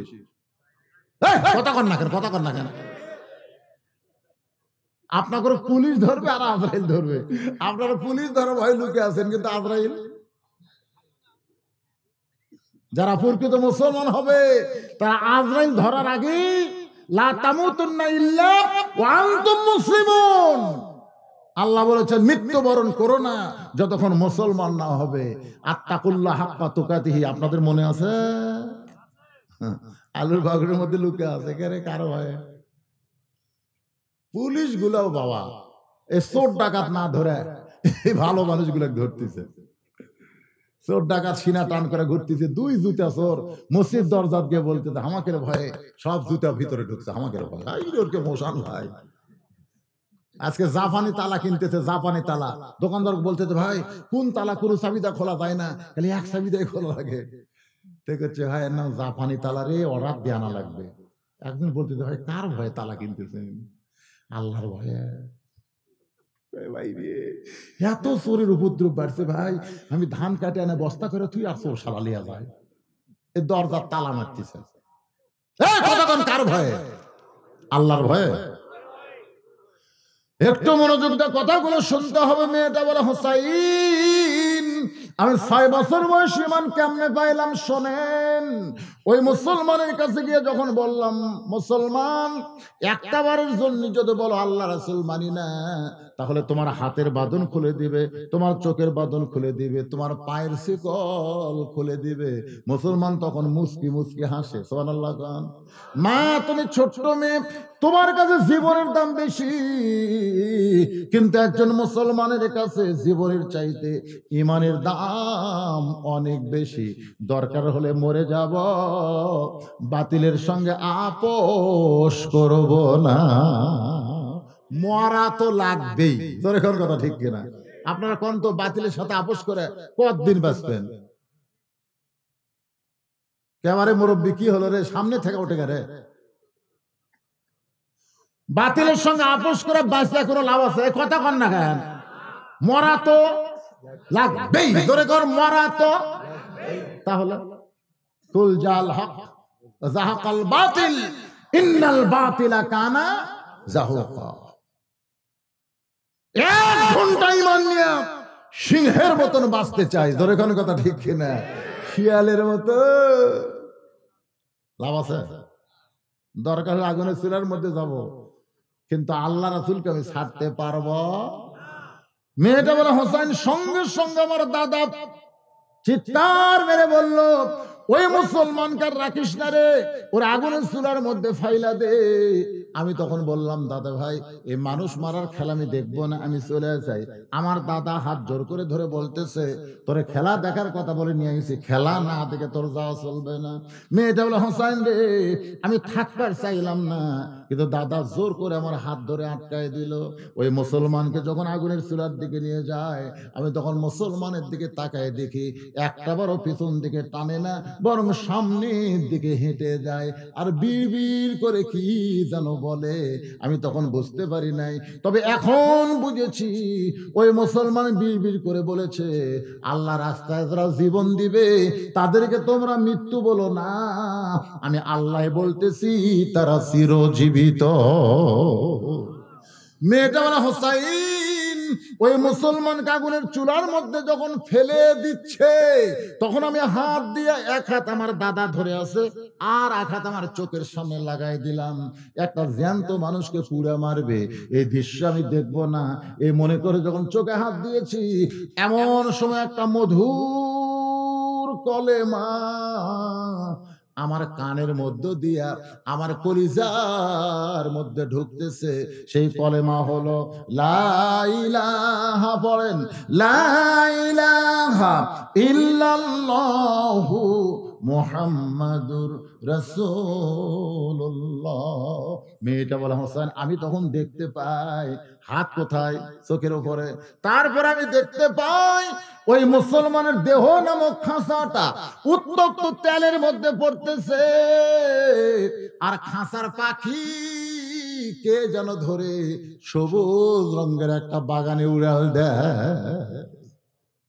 খাঁচা পড়ছে উত্তপ্ত তেলের ভিতরে, কিন্তু খাঁচা পড়ার আগেই কে যেন খাঁচার পাখি ধরে সবুজ রঙের একটা বাগানে উড়াল দেয়। আমরা ছোট্টবেলা একটা গান শুনেছিলাম, আপনারাও শুনছেন কিনা? আমার সোনার ময়না পাখি, শোনেননি ভাইজান? এই পাখি মানে কি? কোন দেশেতে রাগেলা রে দিয়া মোরে ফাঁকি রে আমার সোনার ময়না পাখি। আহ, আর হাসন কি কইছে, এদের লালন লালন। মন তৈ রইলি খাঁচার আসে, খাঁচা যে তোর কাঁচা বাঁশে, কোন দিন খাঁচা পড়বে খসে, কোন দিন খাঁচা পড়বে খসে, ফকির লালন কয় খাঁচার ভিতর অসীন পাখি কেমনে আসে যা। গান গাইলাম নাকি হুজুর? এই গানগুলোর ভিতরে একটু ঢোকেন, আপনার ভিতরে সেই পাখি আছে না নাই? ধরে কর আছে না? হ্যাঁ। মেয়েটা বলে, হোসাইন, আমি দেখতে পাইলাম ওই মুসলমানের খাঁচাটা উত্তপ্ত তেলের মধ্যে পড়লো, কিন্তু খাঁচা পড়ার আগে কে যেন খাঁচার ভিতরের পাখিটা ধরে সবুজ রঙের একটা বাগানে পাখিটা উড়াল দেয়। এই দৃশ্য দেখার পরে আমি এক দৌড়ে বাড়ির ভিতরে, আমার দাদা হাত আটকাবার চাইলো। আগে যখন দাদা হাত ধরেছিল তখন আমার মধ্যে ঈমান ছিল না, কিন্তু ঈমান থাকার কারণে একটা হ্যাঁচকা মারছি, আর দাদা আমাকে আটকাবার পারলো না। আপনি বলেন তো, ঈমান গ্রহণ করার পরে মানুষের পাওয়ার বাড়ে না কমে? আর আমাকে বাংলাদেশের পাহাড় সব খোলা আছে, দেখেন। ওই মুসলমানের হাত কি বান্দা, চোখ পা, কিন্তু মুখ আর আমাকে সব খোলা, মুখ ফিস করে। এরা জোরে কয়, ভাই দেওয়ালের কারণ আছে হুজুর, দেওয়াল। কোন কথা বলার আগে চারিদিকে তাকায়। আল্লাহ কয়, শয়তান হুজুর চারিদিকে তাকাস, উপর দিকে তাকা। কার খেয়ালে কথা বলা লাগবে? নেতার খেয়ালে না আল্লাহর খেয়ালে? কথা কর না কেন? কার খেয়ালে? চারিদিকে তাকায়, পরিবেশ নাই, চাপাত ঘুরতে দিয়ে লাগতে হবে, চাপাত চাপাত। পরিবেশ নাই, পরিবেশ তৈরি করা লাগবে। ধরে কথা কর না কেন? একটু মনোযোগ দিয়ে শুনবেন। মেয়েটা হলো হোসেন। এক দৌড়ে বাড়িতে গেলাম, আমার মায়ের সামনে গিয়া পড়লাম লা ইলাহা ইল্লাল্লাহ মুহাম্মদ রাসূলুল্লাহ। আমার মা কইল, তুই দাদার সাথে খেলা দেখতে গেলি, এই খেলা দেখবার যায় মুসলমানের কলমা কোথায় পাইলি? এই কলমা যদি তোর দাদা শোনে, তোর বাবা শোনে, তোকে হত্যা করবে না। এই মুসলমানের কলমা ছাইড়া দে। আমি তখন মার পায়ে হাত দিয়ে বললাম, মা, এ কলমাওয়ালারা কোনদিন মরে না, এই কলমাওয়ালারা কোনদিন মরে না। নিজের চোখে দেখছি গো মা, খাঁচা পড়ছে আগুনের চুলায়, আর পাখিটা সবুজ রঙের বাগানে উড়াল দিয়ে চলে যায়। আমি আবার দৌড়ে আসলাম, আসে দেখি আমার দাদা সৈন্যদের নিয়ে মিছিল করতেছে। মুসলমান পুরা মরে শেষ হয়ে গেছে, মুসলমান পুরা মরে শেষ হয়ে গেছে। আমার দাদা মিছিল করতেছে, মুসলমান শেষ। আমি তখন দাদার কাছে মুচকে হাইদা বললাম, দাদা, কানার ভাগ্যে ধন মিলে না। সবাই বলেন, কানার ভাগ্যে, গান বলে গুণা হবে। কানার ভাগ্যে ধন মিলে না, সামনে পড়ে আছে সোনা, কানা দেখতে পায় না, মাটি মনে করে ফাইলা দেয়, হাতে তুলে নেয় না। কানার ভাগ্যে ধন মিলে না, সামনে আছে কোরআন শরীফ, কানা পড়তে পারে না। কানার বাচ্চা প্রাইমারিতে যায়, হাফেজি মাদ্রাসায় আসে না। কানার ভাগ্যে ধন মিলে না। ঠিক না? কানারে রে কপাল মন্দ, চোখ থাকিতে অন্ধ। তোমার পাঠাক তুমি প্রাইমারি দা, প্রাইমারি দা, ক্লাস 2 এর ছাত্র খাড়া হয়ে মারতেছে, খাড়া হয়ে প্যান্টের সাইড দিয়ে বেঁকা করে মেরে দিচ্ছে। আমি বলে, এই পাগলা বস। ওই বসে না। কে রে, কোন ক্লাসে পড়িস? শুয়ে বলিস, চাচা তো বসিস না কেন? কেমনে পেশাব করা লাগে তোর স্যার তোকে শিখাইনি? ও তখন মুসকে মুসকে হাসে। আমি হাসিস কেন? বলে, প্রাইমারি পেশাব খানা যায় দিকে চাচা, আমার স্যারও খাড়া হয় আমারে, ওর স্যারও খাড়া হয় আমারে। কানা রে, এই কানা, কি করতেছে তোমার পাটা? একদম বাগদম ঘনডম সাজে ঢাক ঢোলক মরিয়া দেখো, কবরের উপরেই ঢোলক বাজাবি। তোর এখন কথা ঠিক না? তাহলে আমার সঙ্গে যুবকের একটু মনোযোগ দিয়ে সবাই বলো, বাবা, বিরক্ত হচ্ছেন? কানার ভাগ্যে ধন মিলে না, সামনে পড়ে আছে সোনা, কানা দেখতে পায় না, মাটি মনে করে ফাইলা দেয়, হাতে তুলে নেয় না। কানার ভাগ্যে ধন মিলে না। আমার দাদা বলে, এই নাচ নেই, কি গান গাছ? আমি বললাম, দাদা, আনন্দ মিছিল করতেছেন, মুসলমান মরে পড়ে গেছে, নিজের চোখে দেখছি গো দাদা, মুসলমানের খাসা পড়তেছে, আর পাখি এখন জান্নাতে ঘুরে বেড়া। দাদা কয়, কে তুই আমার লাতনি হয়ে, তুই মরা মুসলমানের পক্ষে কথা বলিস? আমি তো বললাম, দাদা, একজন মুসলমানকে মারছেন, আপনার ঘরে আল্লাহ আরেকটা মুসলমান বানায়া দিছে। এরা এমন একটা জাত দাদা, এরকম মারিয়া শেষ করে পারবেন না। বারাক হোসেন ওবামা বলেছে 2045 সালে গোটা পৃথিবীতে মুসলমানের সংখ্যা সব চাইতে বেশি হবে। সুবহানাল্লাহ। মারবো একটা, মারবি 10টা হবে। প্রতি মিনিটে, প্রতি ঘন্টায় আমেরিকায় 1-10 জন করে খ্রিস্টান মুসলমান হচ্ছে। সুবহানাল্লাহ। এই যে করোনার মধ্যে ভারতে প্রায় 2.5 লক্ষ হিন্দু মুসলমান আছে। আল্লাহ মুসলমান করবার চলে আবার একটা করোনা দেওয়া দরকার। জোরে কোন কথা ঠিক কিনা? এই করোনার কারণে আফগানিস্তান স্বাধীন হবে, জানেন আপনি? এই করোনার কারণে আমেরিকা কয় নারী যে হারে মরা শুরু হয়ে গেছে, আর আমরা কাউকে মারবো না রে। আফগানিস্তান সব আমেরিকা সইনে গেছে, ওরা স্বাধীন হয়ে গেছে। এরকম করোনা সামনে আসে না নাই? কথা কন না কেন? করোনা। নামাজ ছাড়ো না, রোজা ছাড়ো না, ওয়াকাম করো না। অন্যায় ওয়াকাম করলে আবার আল্লাহ দিবি করোনা। তোর এখন কথা ঠিক কিনা? একটু মনোযোগ দিয়ে কথাগুলো শুনবেন। 6 বছর বয়সে এইভাবে মুসলমান হয়েছে। সঙ্গে সঙ্গে হোসেন বলে, রে মেয়ে, 2 নম্বর প্রশ্নের উত্তর যেমন আশা করেছিলাম, তার চাইতে 1000 গুণ তুমি সুন্দর দিয়েছ। ওমর ফারুক বলতে আলী ভাই আমার ঘটকালে আল্লাহ কবুল করেছে। হোসেন বলতেছে কেবল 66 পাশে, এখনো 33 বাকি আছে, 99 না পাইলে আমি বিবাহ করব না। ওমর ফারুক বলে বাজান তাহলে 3 নম্বর প্রশ্ন কর। এবার হোসেন 3 নম্বর প্রশ্ন করতেছে। রে যুবকের একটু মনোযোগ দিয়ে শুনবা। হোসেনের 3 নম্বর প্রশ্ন হলো বিবাহের পরে, বিবাহের আগে না পরে? জোরে কোন এই সাইদুর সাবা জান্নাতি যুবকদের সর্দারে পাগলারা, বিবাহের আগে কোনো কিছু করা যায়? আরো জোরে বলেন, বিবাহের আগে কোনো কিছু করা যায়? আপনারা বলেন বাংলাদেশে 14ই ফেব্রুয়ারি পালন করে কারা, বিবাহের আগে না বিবাহের পরে? আপনি আপনার বউকে নিয়ে রাস্তার কোনোদিন একটা চুমা খাওয়ার পারবেন? বাংলাদেশের কোন স্বামী রাস্তার বউকে নিয়ে চুমা খায়? কোন স্বামী ভ্যালেন্টাইন ডে পালন করে? কারা করে? যেই ছেলেরা বিয়ার আগে প্রেম করছে ওই যতই চেষ্টা করুক জান্নাতি যুবকদের সর্দার হোসাইন তাকে জান্নাতের সার্টিফিকেট দিবে না। আর এরা সর্দার দুই ভাই যদি আমাদের সিগনেচার না করে জান্নাত দেখা লাগবে, কিন্তু ভিতরে ঢোকা যাবে না। ভিতরে ঢুকবার গেলে সই নেওয়ার দরকার আছে না? হ্যাঁ, জান্নাতি যুবকদের সর্দার হোসেন বলতেছে রে মেয়ে, বিবাহের পরে আমার সঙ্গী তোমার থাকতে হবে।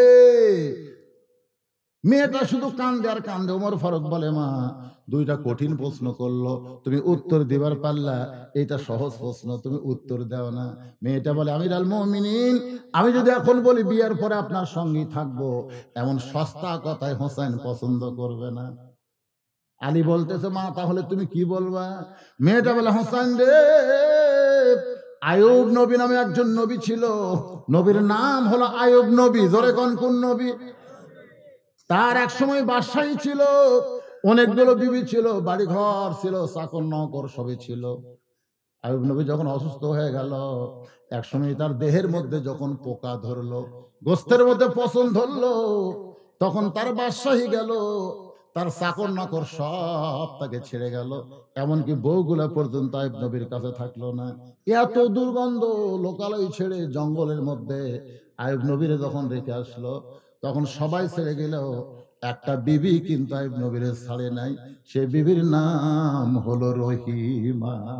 হোসাইন, রহিমা যেমন আয়ুব নবীর সঙ্গে ছিল, আমিও তেমন আপনার সঙ্গে থাকতে চাই। হোসেন বলতেছে এই মেয়েকে বিবাহ করাতে আমার কোনো আপত্তি নাই। এটা কি দিচ্ছে? সম্পূর্ণ হারাম। এতে পাতা খেলা, পিতা খেলা, লাঠি খেলা, কি রে ওরা আসলে লাঠি খেলবার পারে? আমি একবার দেখবার গেলাম, মিশাই 2 জন আগে থেকে এদিক মারবো এদিক মারবো, আমি লাঠি ধরলে এদিক মারবো, শালা একদিন ওই ধরতে করতে ভুল মেরে দিতে পারি, ওই তোকে এরকম লাঠি মারা করছি। তারপরে বোঝা গেল আগে থেকে ওরা বাড়াবাড়ি কিভাবে করা লাগবে। মারে যেটি মারবার লাঠি এদিক ধরতে মারা লাগে, ফট করে এই দিক ধরতে এই দিক মারবে, হঠাৎ ভুল হয়ে গেছে বুঝলেন, ওই তখনই ঘুমুর ফাঁস করে দিতে।